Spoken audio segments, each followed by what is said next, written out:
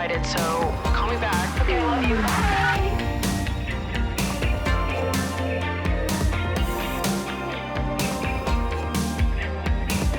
What's up, you guys, and welcome back to Emotionally Online, the show for spilling guts and sharing secrets, hosted by yours truly, the one and only Maddie Drosbeck.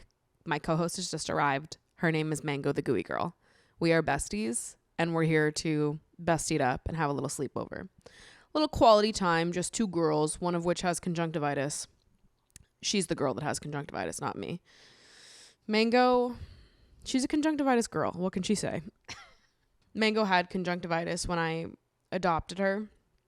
The pictures that I saw of her before knowing that she was the one, she was literally crusted over.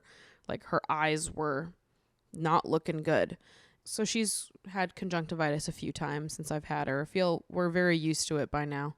It's been like a year since she had it last, so she's been going strong, but she's back. So if she looks a little squinty to you video viewers, it's because my girlie has pink eye. Every time she has conjunctivitis, I show her that picture of Justin Bieber that's like, I have conjunctivitis.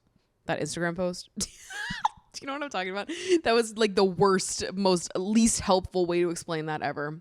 Anyways, I just want Megan to know that it's very normal and that lots of sexy, beautiful people get conjunctivitis sometimes. And that's just how it is. It's a beautiful Tuesday afternoon when I'm filming this in New York. I'm going to see Bottoms tonight at Alamo Drafthouse with my friends, and I'm so excited. Bottoms is probably the movie I've been second most excited about this year, only behind Theater Camp. So for those of you that are still confused about my sexuality, that's on you, babe. She's got purple hair, a nose piercing, and the movies she was most excited about this year were Theater Camp and Bottoms. Let's be serious. Oh, God, I'm kidding and joking. I literally said that I ate pussy before, and people were like, so she's straight, right? I'm having a hee-hee and a ha-ha, okay? I know that people want me to talk more about bisexuality. I've heard it. I've seen it. And maybe I will someday. I don't know that I feel ready to talk about it on the internet yet. I'm baby still, you know, she's just a little baby. And yeah, I don't know. I'd love to talk about it someday. It's something I'm exploring within myself and something I'm definitely more comfortable with offline than I am online. I think talking about it online is just like a whole different beast to be comfortable with. So I don't know. I'll talk about it more someday. But yeah, that's funny. Where I was like literally talking about it, eating pussy, and people were like, she's straight. She's for sure straight. And I'm like, okay. Yeah, right, guys. I don't know how much clearer I can be, but cheers to that. Can we crack open this Diet Coke?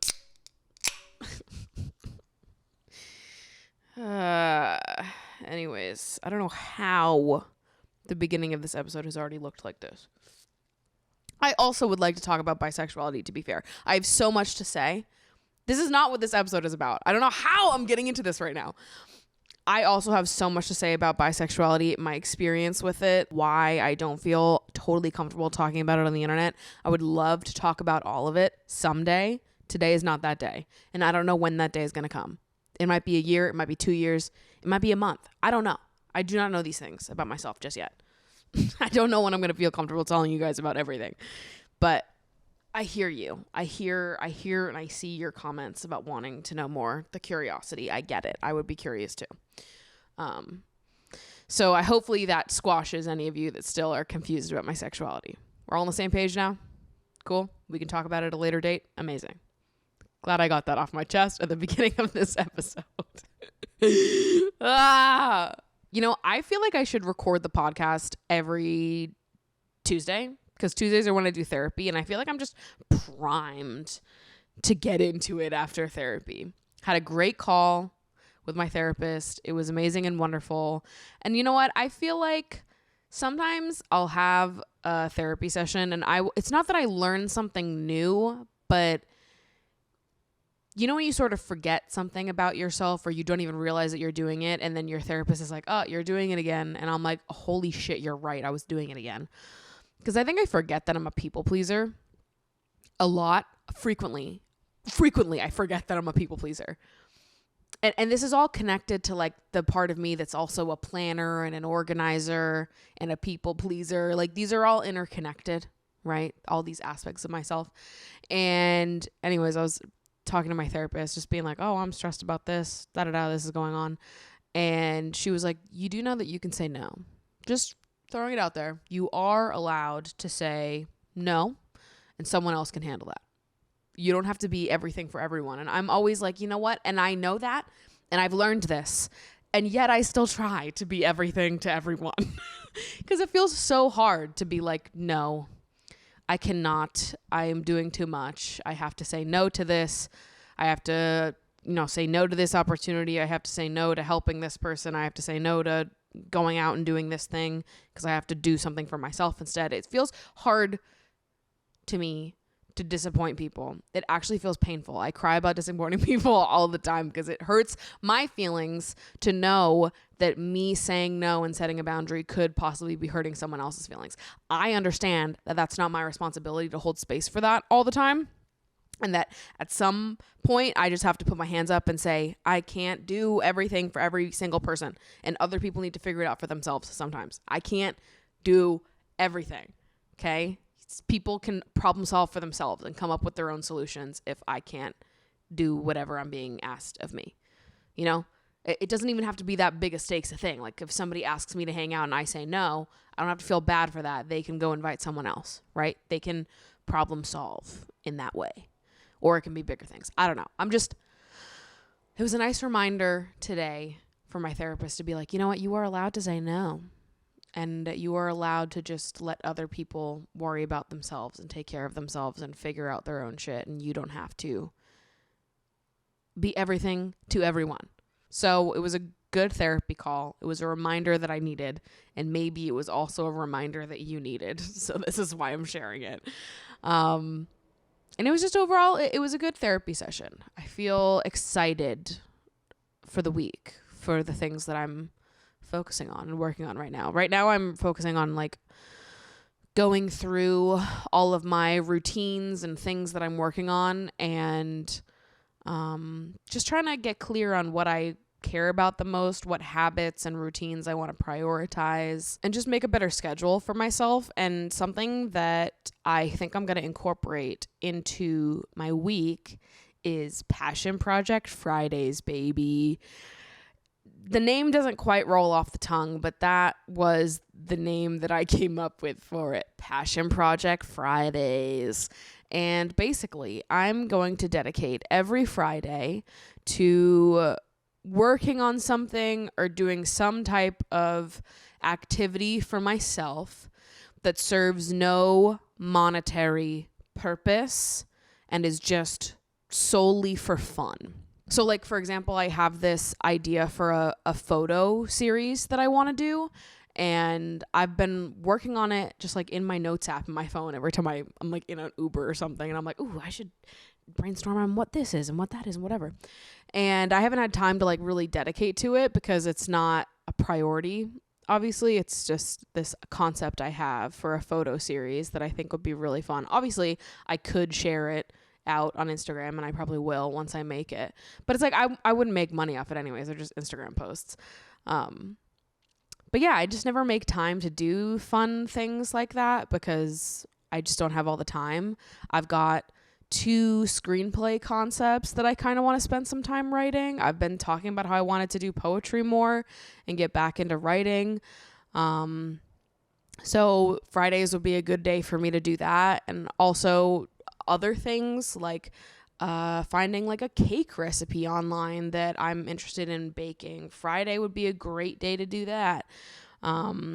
Everyone's been sending me that romance bookstore that just opened up in Brooklyn, and that would be a great little daytime activity. Go visit this bookstore, check out all the romance novels they have, go to the park and read for a little bit afterwards. Like, that would also be something appropriate that I could do on a Passion Project Friday. It's really just meant for the things, the creative and like solo things that I want to do that get pushed to the side or not prioritized as much as the other things that I have to do, that I'm contracted to do.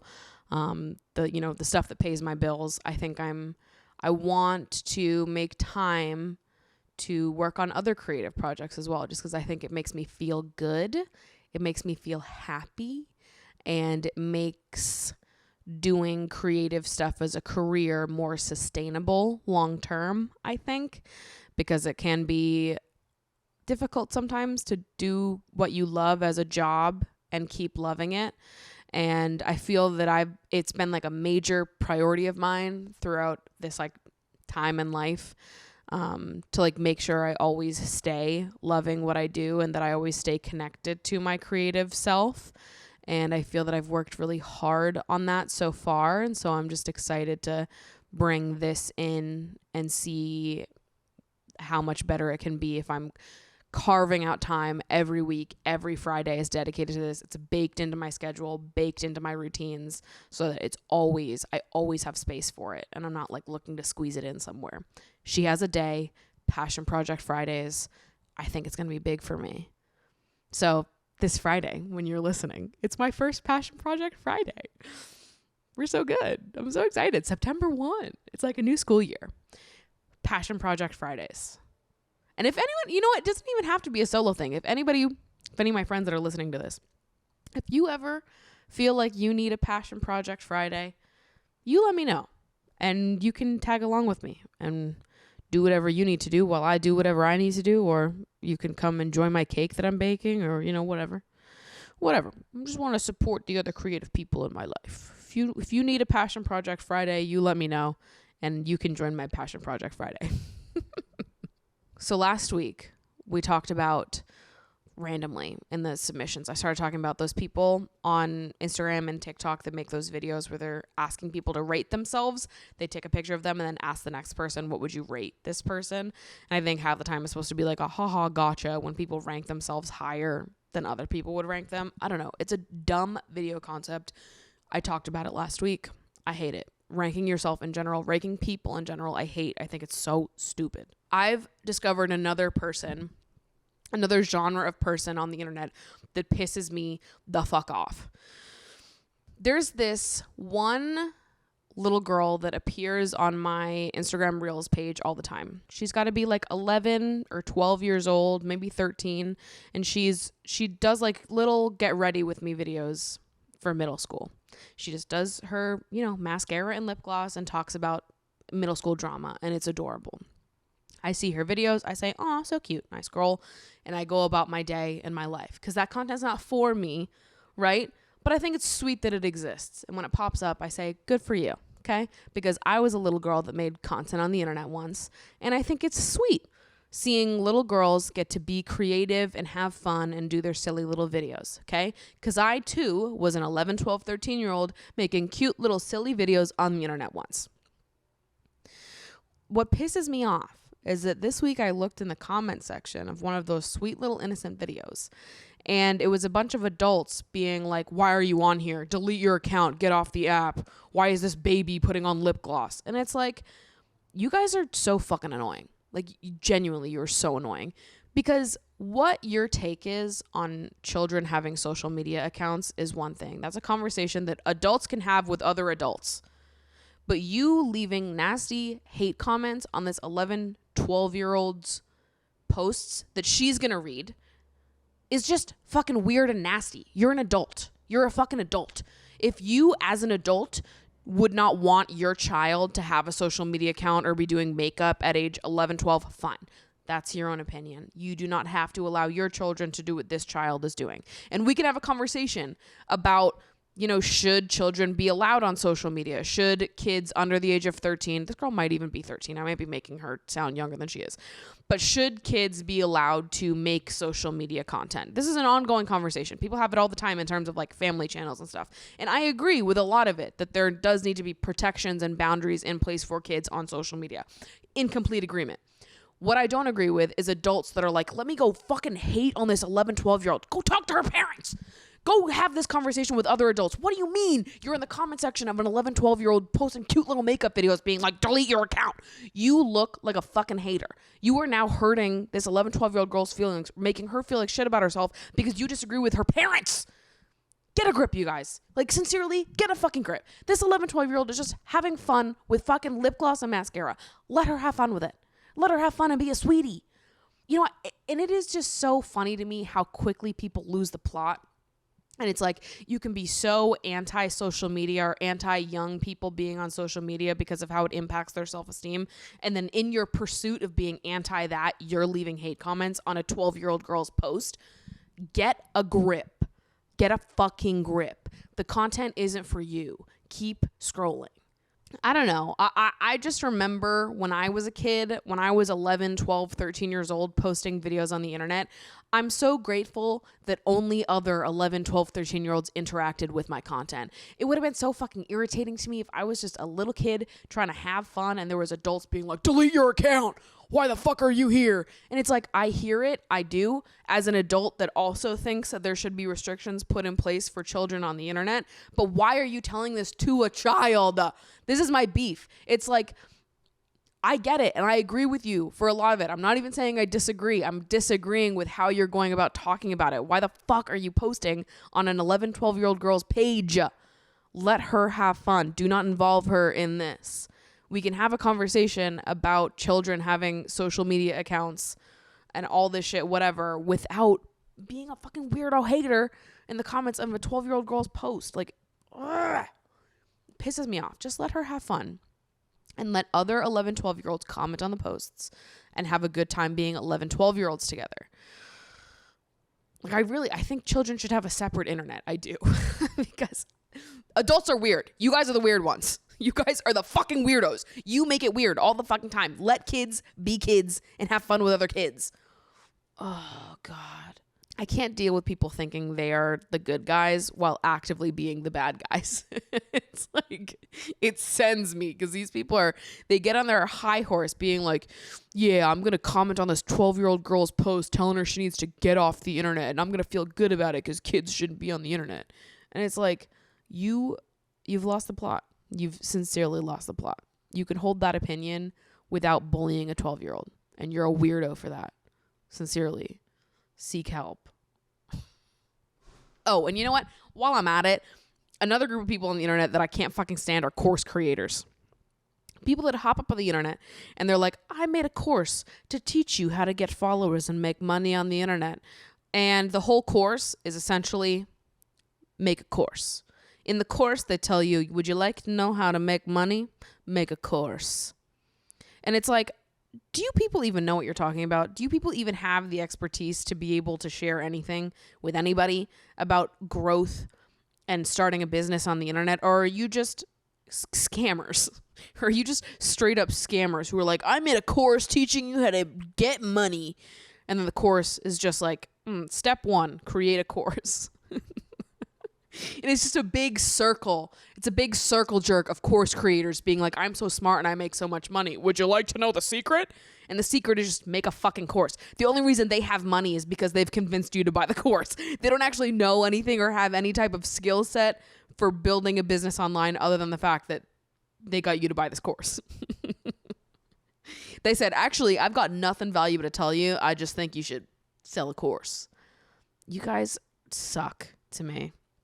Because I think those people sort of prey on people that are like desperate to make money. Any like get rich quick type creator online in general that's like, here's how to make money really fast. It's like they're preying on the people that are in really tough financial situations that are just looking for a break. And they're like, buy this course if you're desperate enough to want to know the answers. And then people do. And then it's like an MLM. I swear to God. It's like the same vibe. I just feel like 99.9% of courses on the internet about making money on the internet are scams. Because they make money on the internet by convincing you to buy the course. I can't stand it. I'm like, what is your talent? What is your skill? What are you bringing to the table besides convincing people that you're an expert and then stealing money from them? Oi, oi, oi. Anyways, moral of the story this week is don't bully 12-year-olds because you have criticisms for the rules their parents set in place with them. And number 2 is don't believe people who try to sell you courses and tell you how to make money on the internet. The truth is out there, people. And it's on YouTube for free. So you go get that. You go get that truth. I support you. You know, it really hurts my brain to think about how much money I was wasting on subscriptions that I didn't even realize that I had. What did I watch on Peacock? What have I ever watched on Peacock? Would I have ever realized I was paying for Peacock if not for Rocket Money?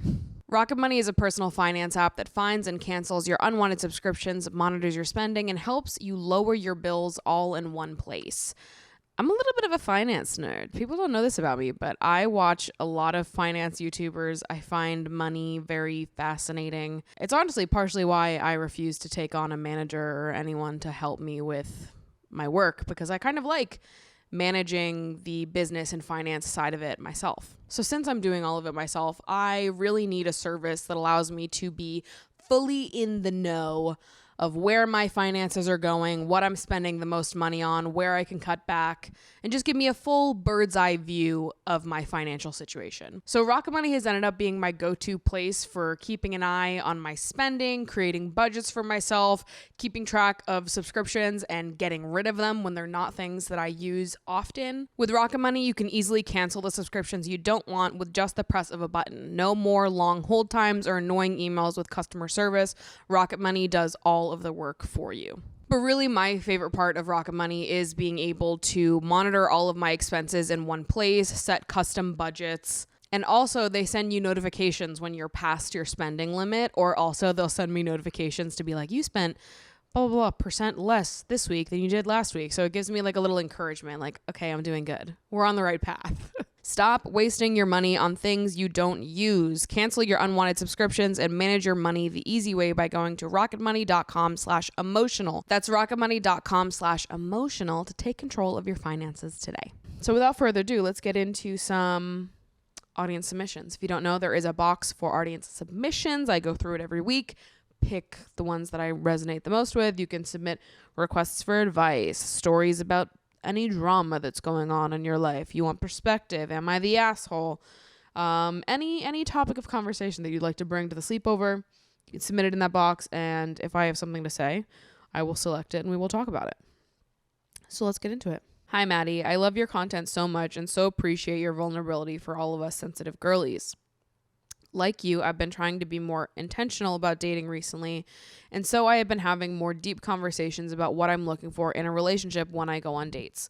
This inevitably leads to questions about my last relationship or things in a similar vein about past relationships. I am 28 years old and have never been in a long-term/serious relationship, and I find it difficult to answer this question without seeming like I am flaky/flighty or immature when it comes to dating. From what you've said about your own dating history, I feel like we've had such a similar experience, so I'm curious how you answer that question yourself. Again, love you and your content. I think sometimes we judge ourselves in preparation for how we think other people are going to judge us, when in reality, people are not as judgmental as we think they are, and or they have experienced and felt similar ways that we do. And I think the dating process naturally feels kind of isolating, and it's hard not to feel like you are the only person on planet Earth that feels the way that you do. I get it because I have felt that way. But I think in reality, most of us have experienced difficulty in finding the right person for us. And I think it's more rare to be someone that hops from relationship to relationship once you're of a certain age. I think when you're younger, it's more common. You see it happening a lot. But then once you get older, people don't really do that as much. So and this is something I have to remind myself of as well, because I've definitely felt the way that you do before, where I've been like, God, is it embarrassing to say that I've never been in a serious long-term relationship? Like, are people going to think that that's a red flag, or they're going to think that something is wrong with me and that's why I haven't met someone? But I think that's more our own insecurities speaking rather than something that's rooted in truth. So when I go on these dates, I'll always just answer honestly, and I'll say, you know, I have never been in a long-term serious relationship, and that's not because I don't want that or haven't wanted that in the past. I just honestly have not found the right person for me, or I've met people that I really liked and wanted to explore that with, but we had different ideas of, what a relationship looked like at the time. A lot of people want something more casual, and it's been a challenge to find someone that I really connected with that also had the same relationship intentions that I did and was ready for a long-term relationship. And I think most of the time, I mean, every response that I've ever gotten to this conversation is people being like, yeah, absolutely, I've felt the same way. And maybe people have, they've found a long-term relationship in between there. Somebody's been in like a 2-year-long relationship and they've been single for 4 years and dating, and we end up on a date. Even if they had that 2-year-long relationship, they're still going to be able to understand what it's like dating in this day and age, especially like, I don't know, in a place like New York where it feels like access to casual relationships is like so readily available. I mean, this is everywhere really, but it's like access to casual dynamics is like so easy, and people are one swipe away from, meeting someone they can do that with. So finding someone that wants the same thing that you want and that you're attracted to and that you're compatible with is like not an easy task, right? So I think most people that are doing it and that are looking for the same things that you are looking for will understand that, because I don't think it is magically easier for other people. Just because they found one person doesn't mean they haven't experienced periods in life where they've been like, yeah, I haven't really met anybody. I don't think it's the craziest thing to be in your, mid to late 20s and still having not have met someone that is the right fit for you. Because also, just because you haven't been in a serious long-term relationship doesn't mean that you lack experience in dating, right? I've dated a lot of people. I have plenty of experience in dating. I've just never been in a long-term serious relationship. So I don't know. You can't force things, right? If you haven't met someone, you haven't met someone. And I think most people do understand that and relate to it on some level. I think that we are usually quicker to judge ourselves than other people are to judge us. And I feel like if somebody was gonna judge you for not having been in a long-term serious relationship by age 28, that to me would read more as like a projection of their own insecurities.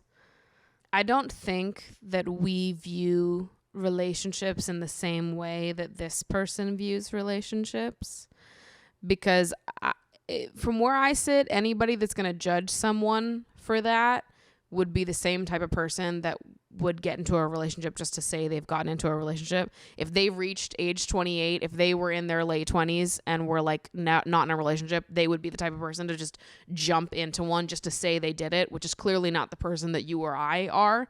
So if that's the type of person that they are, and they are feeling like so insecure about themselves and their solitude that they have to just say yes to anybody, jump into a relationship just to avoid being someone that says that they've never been in a relationship, I just think we see it differently.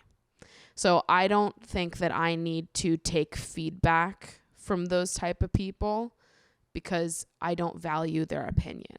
So we see it differently. I don't, I wouldn't want to take advice from someone who thought that it was a bad thing to be single if you haven't met the right person, right? If you haven't met them, you haven't met them. So there's not much else to be said. It is what it is. You don't have to take feedback from those people. And overall, I really don't think that most people are judging you in the way that you fear that they might. I think that more people are understanding and have experienced similar things than you would expect.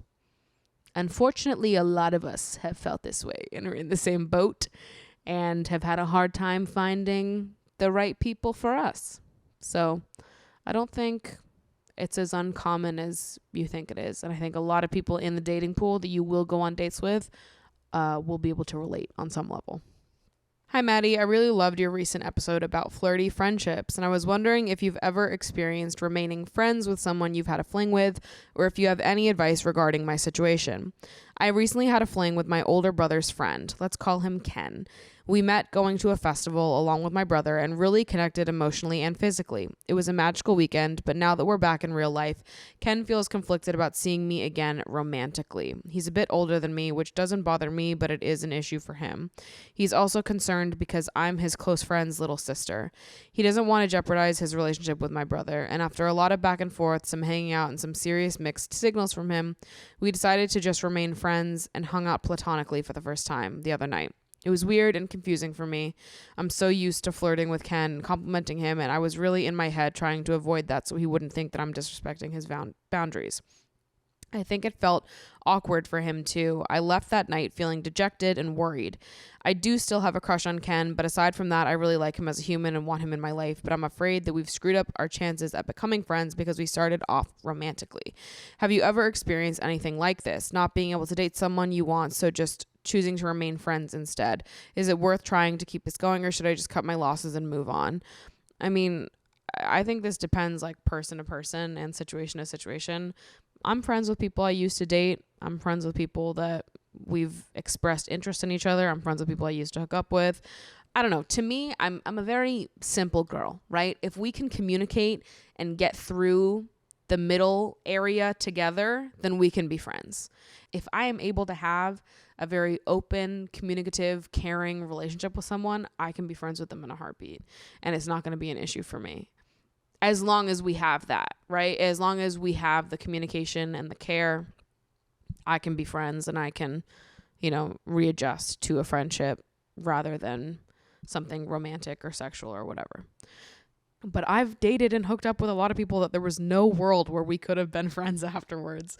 And I think for me, it has a lot to do with the maturity and communication of the other person, the ability to have open conversations, say everything, hold space for each other, and then sort of, just set expectations for what things are going to be like moving forward. If we're going to be friends, what does a friendship look like for us? And like, what is both of our actual interests in being friends with each other? If the romantic and the sexual is stripped away from this relationship, like, do we have a friendship? Or was this really all romantic and sexual? Because maybe it is, right? I think you have different types of connections with different people. And the people that I have had romantic or sexual connections with that I also had a friendship with, and they are good communicators who clearly care deeply for me, we have been able to have fine friendships. And it's not a big deal, right? But it's a type of person and it's a type of relationship, a type of connection. Not everything's going to be like this. 95% of the people that I have dated and hooked up with in my life, over the span of my life, we are not friends, right? It's absolutely not going to be every person you date and hook up with that you're going to even want to be friends with afterwards, let alone can. It just depends. It depends on so many factors, but if you feel that it is too difficult for you to maintain a friendship at this point in time, you can set that boundary and say, like, I'm open-minded to exploring friendship in the future, but right now it feels too fresh for me and I just don't really know how to act, so I need some distance.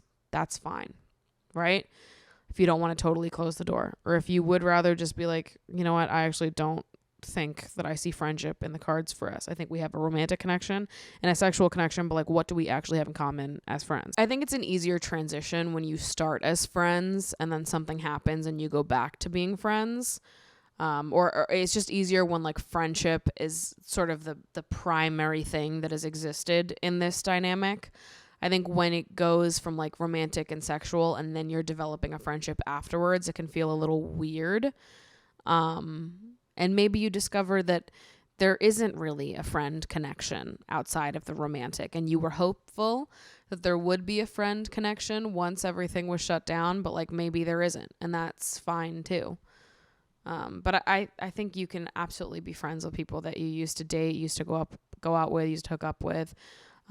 It's possible. It takes a special kind of person, it takes a special kind of dynamic, and it takes someone that you genuinely have a connection with outside of the romantic and the sexual.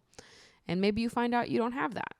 I don't know. I most of the situations that I've been in, it was like we were friends first, before anything happened and we've been friends afterwards, and that seems like an easier transition than something that starts off as like romantic and sexual, and then afterwards you're like, well, we can be friends, and it's like, well, we've never been friends before, so I don't know what that looks like.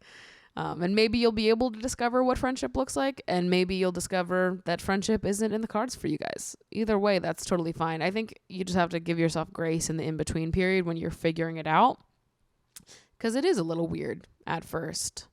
And if you discover that it's just too much for you, and starting a friendship right now is not in the cards, and it just feels like a lot to hold emotionally because you do have a crush on them and it's not going away, and you just feel like it's a lot to hold space for, that's also fine.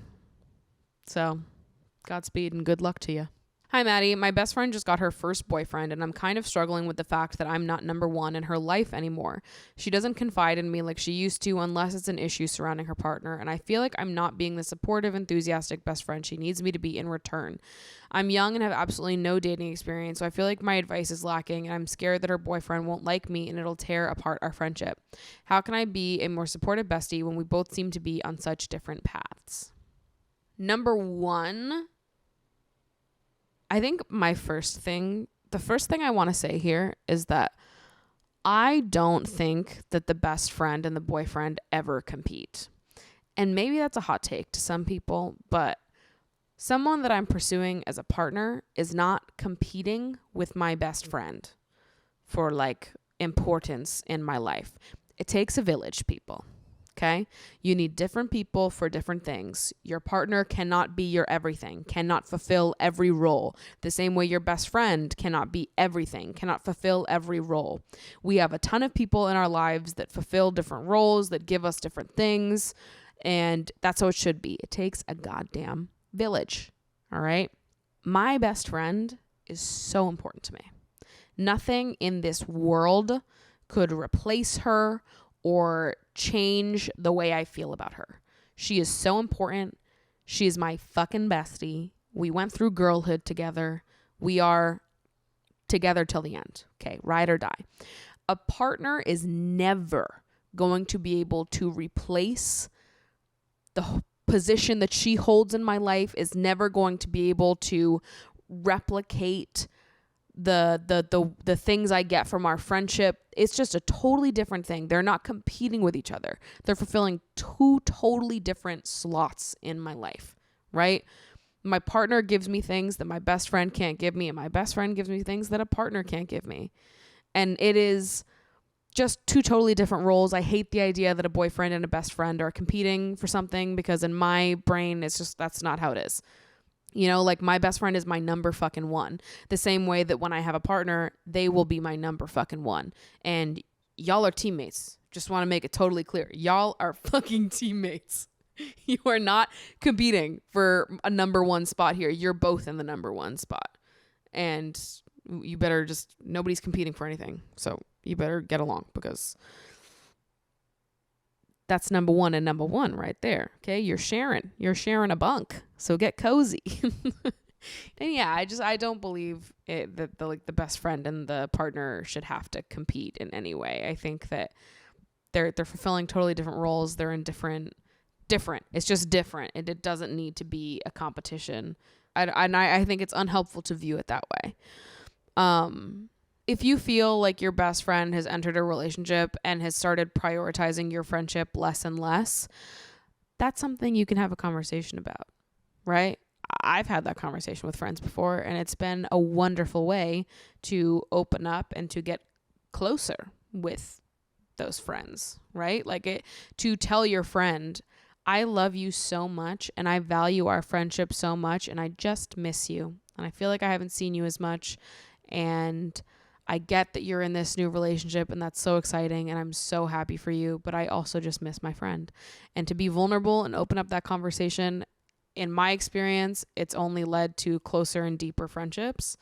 And I think 9 out of fucking 10 times your friend will be like really grateful that you opened up the conversation and allowed them the opportunity to strike a better balance, because assumably your best friend doesn't want you to feel neglected as their best friend because you do fulfill different roles and you're not competing and they don't feel that way.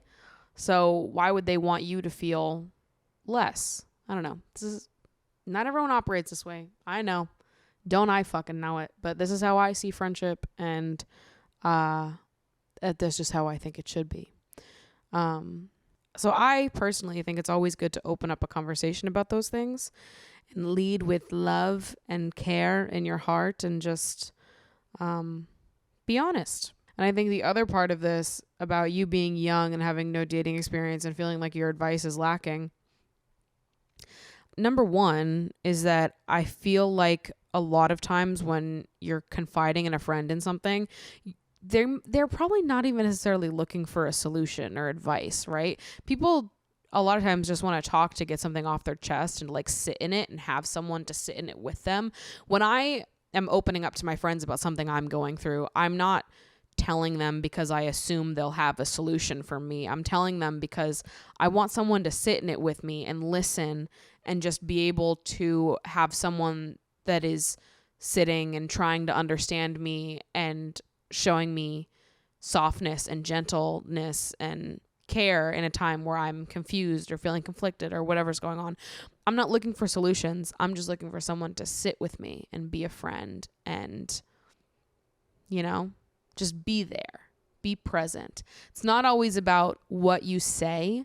It's more about how you listen. And I don't think we always need to know exactly what to say or what advice to give, because that's not why our friend is telling us, right? They're telling us because they want to just sit in it together, to just talk through it and let them come up with their own solutions. Or if you have an opinion, share it. If you have a thought, share it. I don't think that you having a lack of experience necessarily means that you're not allowed to have an opinion. But if you don't have any advice to give, if you don't have anything to say, I don't think that's a bad thing, because I don't think that's always the reason why we share in friendships. And you also said that you're scared her boyfriend won't like you. So that also tells me you haven't met the boyfriend, which I think could also be making this like tougher and feel worse. Because like I said earlier, the boyfriend and the best friend are on the same team. So you got to meet the boyfriend. And I think it would feel a lot better once you do meet him and get to know him and suss out the vibes, right? Because that's probably not the case at all. And I think it's probably that you're taking things more personal than it should be or than it really is. And if you just had an open conversation about it, met the boyfriend, spent more time, you'd see that your spot is not up for competition, that you haven't been kicked out. And maybe more of your friend's time is going to this new relationship right now, but that doesn't mean it's always going to be like that. And you can definitely have a conversation about it and just open up the floor in that way. Hello, Maddie. I'm a frequent listener. I love the podcast. I recently watched one of your podcasts where you said that you think ghosting after a first date is fine, unless I totally imagined that. I'm going to correct the record before I continue reading this submission. I did not say that I think ghosting after a first date is fine. I said that I do not think it is ghosting after a first date. Slightly different. Just want to be clear. I do not think that the definition of ghosting includes someone that you have known for 2 hours. Okay. Carrying on. Well, I went on a first date where I wasn't feeling a connection with someone and I thought I was going to ghost afterward, but they proceeded to say things like, I hope you don't ghost me. I hope you still like me after this date, and immediately texted me after our date that they told their family and friends that the date was great and they felt butterflies and whatnot. Oy vey. They also told me that they deleted all their apps the first day we matched and started talking. Well, even though those things gave me weird vibes and I didn't feel a connection on the date, I figured that the connection could still possibly grow. We haven't been on the second date, but I just find that they have been getting a little obsessive, which weirds me out. So I have been more distant lately, and they have said things like, I had a dream you were mean to me and I cried. I want to have the conversation telling them I'm not interested in them romantically, but I think they would make me feel guilty. I still cannot tell if they're being manipulative and if I should ghost them, or if they're being vulnerable and I should be straightforward with them. Oi. Yeah, it's a little love bomby, isn't it? Going on one date with someone, spending 2 hours with someone is not enough time to know that you want to be with someone, is not enough time to know that you want to invest in someone. To go on a date to go on one date, to spend a few hours with someone and have them immediately text you like, oh, I deleted all my dating apps and I told my family and friends that the date was great and I felt butterflies and I hope you don't ghost me and I hope you still like me after this date. They are extremely insecure. And this doesn't sound like a person that should be dating to me. This sounds like a person that should be talking to their therapist about why they feel the need to like pour themselves into and invest in someone that they do not know. You're a stranger to them. And it's really hard because obviously you feel uncomfortable with this, as anybody would, because it is uncomfortable when a stranger is treating you in a way that is like unrealistic. It doesn't match with the amount of time you've spent together. You are a stranger.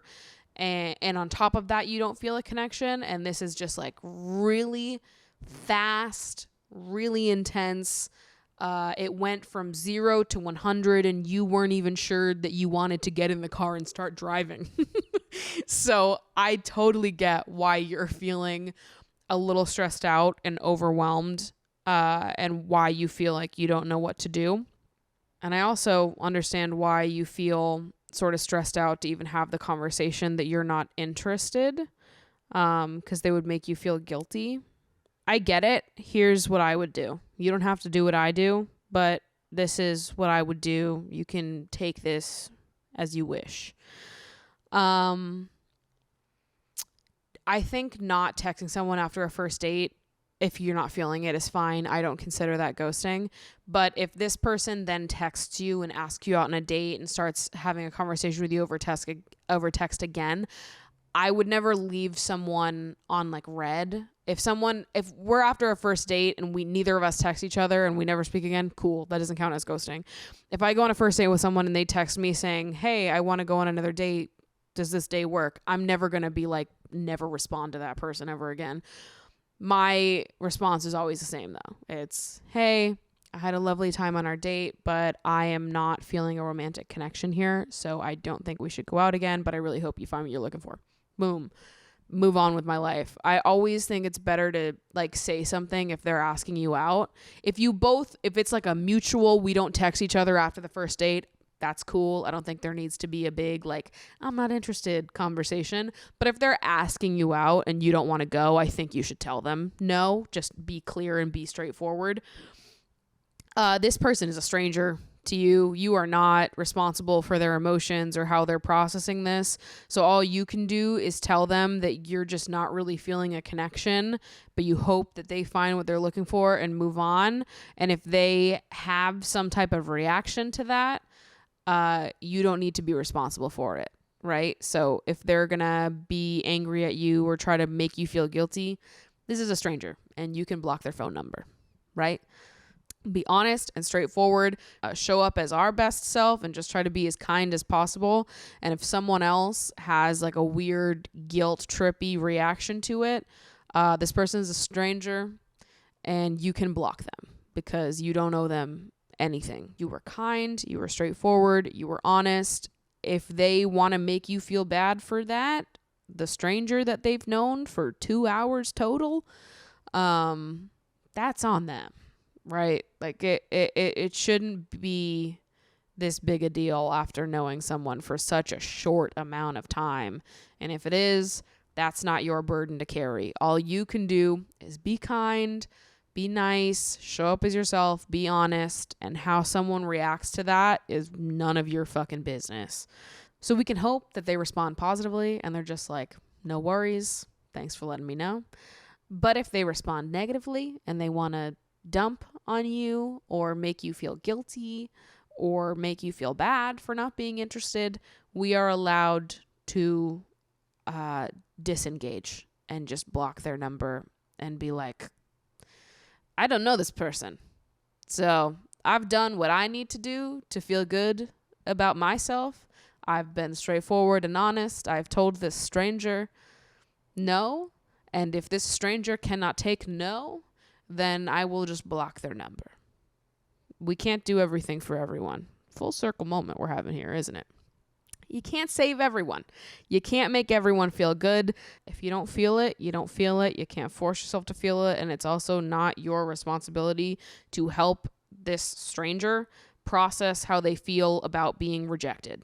So I will leave I will leave it at that. And I really hope the conversation goes well and that it is easier than you are anticipating that it will be. And with that, we've reached the end of our episode. I'm going to go eat myself a little snack and then go watch Bottoms. Fuck yeah. It's a good day to have a good day, people. Thanks for hanging out with me. I love you so much, and I will see you next week. Bye.